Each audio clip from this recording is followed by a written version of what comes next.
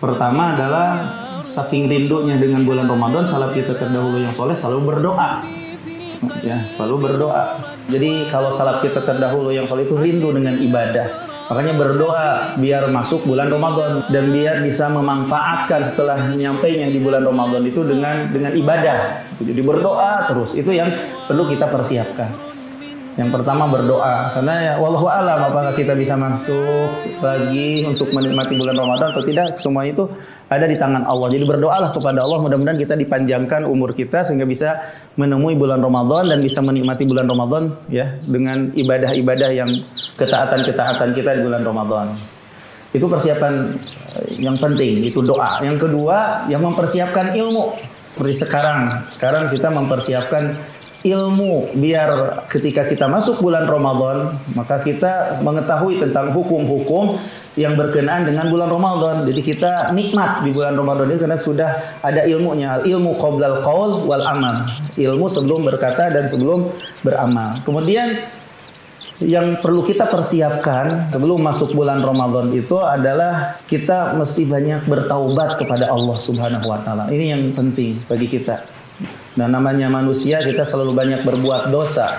Maka kita mesti mencek, mengintrospeksi keadaan diri kita, hubungan kita bersama Allah, hubungan kita bersama manusia. Kita bertaubat kepada Allah biar hati kita bersih. Sehingga ketika hati kita bisa bersih di bulan Ramadan, kita bisa memanfaatkan bulan Ramadan sebaik-baiknya sehingga kita bisa diampuni oleh Allah Subhanahu wa taala di bulan Ramadan ini. Karena sungguh sangat disayangkan kalau kita masuk bulan Ramadan tapi kita tidak mendapatkan taufik dari Allah untuk bisa memanfaatkan bulan Ramadan tersebut, yang dimana bulan Ramadan itu ada yang diampuni dosanya, ada yang tidak, tergantung bagaimana kita memanfaatkan di bulan Ramadan. Nah, kesusahan kita untuk beribadah itu karena dosa. Makanya kesempatan bagi kita sebelum masuk bulan Ramadan itu untuk mengintrospeksi diri kita dan bertaubat dari segala kesalahan kita, karena penyebab malasnya untuk ibadah itu adalah berbuat dosa. Jadi bersihkan hati kita dari berbagai macam dosa yang kita sadari maupun yang tidak kita sadari. Berikutnya kita bikin jadwal dalam rangka menyambut bulan Ramadan itu, bikin jadwal. Bikin jadwal, saya